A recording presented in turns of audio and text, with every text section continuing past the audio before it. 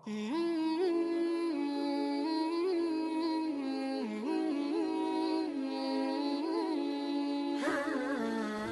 اللہ الرحمن الرحیم۔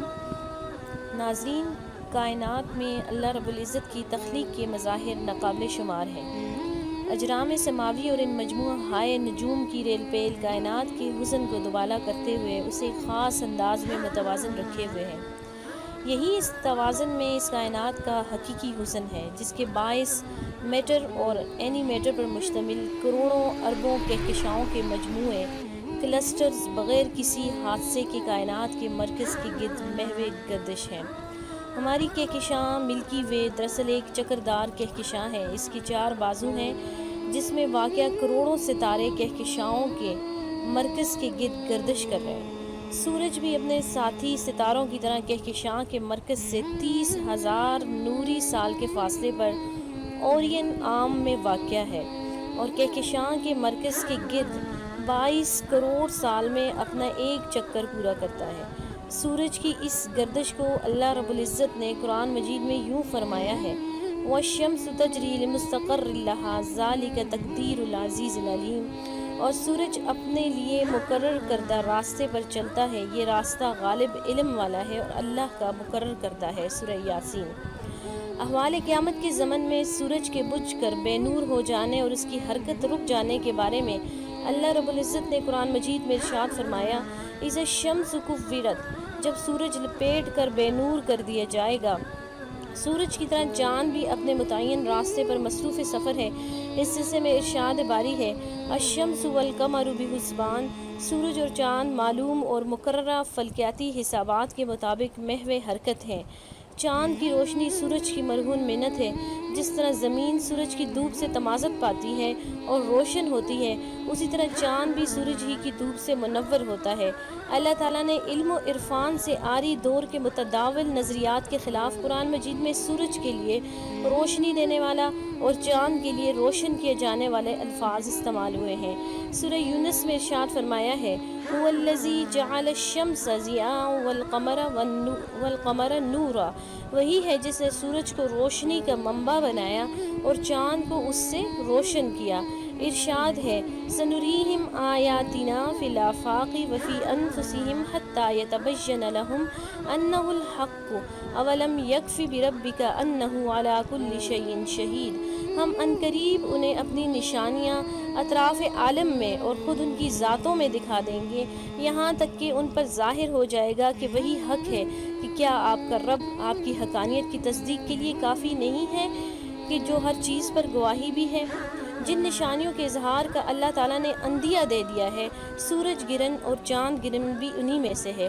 عربوں میں مشہور تھا کہ سورج گرہن اور چاند گرہن تب لگتا تھا جب زمین پر کوئی بہت بڑا ظلم ہو۔ رسول اللہ صلی اللہ علیہ وسلم نے اس کو وہم قرار دیا، چنانچہ حضرت ابن عمر رضی اللہ عنہما سے روایت ہے کہ نبی کریم صلی اللہ علیہ وسلم نے ارشاد فرمایا: ان الشمس والقمر لا یخسفان لموت احد ولا لحیاتہ ولکنہما آیتان من آیات اللہ فاذا رأیتموہا فصلوا۔ سورج اور چاند کو کسی کی موت اور زندگی کی وجہ سے گرہن نہیں لگتا، بلکہ یہ اللہ کی نشانیوں میں سے 2 نشانیاں ہیں۔ جب تم انہیں دیکھو تو نماز پڑھا کرو۔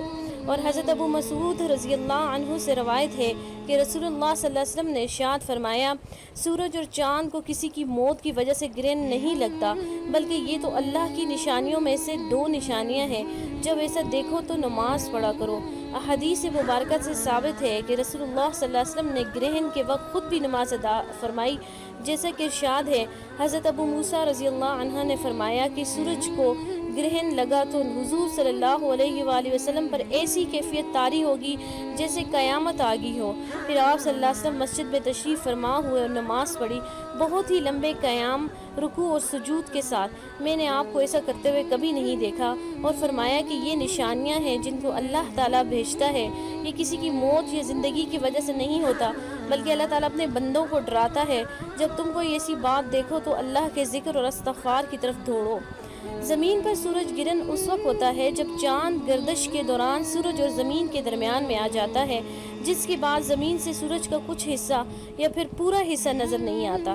اسی طرح زمین کا وہ سایہ جو گردش کے دوران کرۂ زمین کے چاند اور سورج کے درمیان آ جانے سے چاند کی سطح پر پڑتا ہے اور چاند تاریک نظر آنے لگتا ہے، اس کیفیت کو چاند گرہن کہتے ہیں۔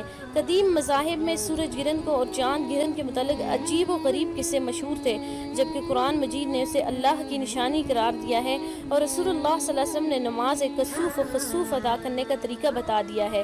نماز کسوف سورج گرہن پر پڑھی جاتی ہے اور نماز خسوف چاند گرہن پر پڑھی جاتی ہے۔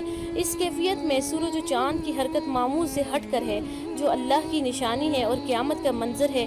اس سے پناہ مانگنے کے لیے خدا کے حضور سجدہ ریز ہونا چاہیے، بلکہ اس کے لیے توہمات اور وہم اپنے دلوں میں نہیں پالنے چاہیے کہ اگر کوئی حاملہ عورت ہے تو وہ گھر سے باہر نکلے گی یا اس کے اوپر اثرات ہوں گے۔ یہ سب جھوٹی روایات ہیں۔ اسی طرح ایسا مشہور کر دیا گیا ہے کہ شاید اس کے بعد دنیا کے حالات چینج ہو جائیں، تو یہ بھی غلط ہے۔ تو یہ اللہ پاک کی نشانیاں ہیں، اس کے لیے اپنے اعمال اچھے کریں، اس میں صدقہ دیں اور 2 نفل نماز کسوف ادا کریں، اور اسی کے ساتھ ساتھ تکبیر پڑھیں، اللہ اکبر لا الہ الا اللہ واللہ اکبر وللہ الحمد، اور استغفار کی تسبیح کریں۔ اللہ پاک ہم سب کو عمل کرنے کی توفیق عطا فرمائے اور اپنے ہر قسم کے عذاب سے ہم سب کو محفوظ فرمائے۔ آمین۔ وما علینا الا البلاغ۔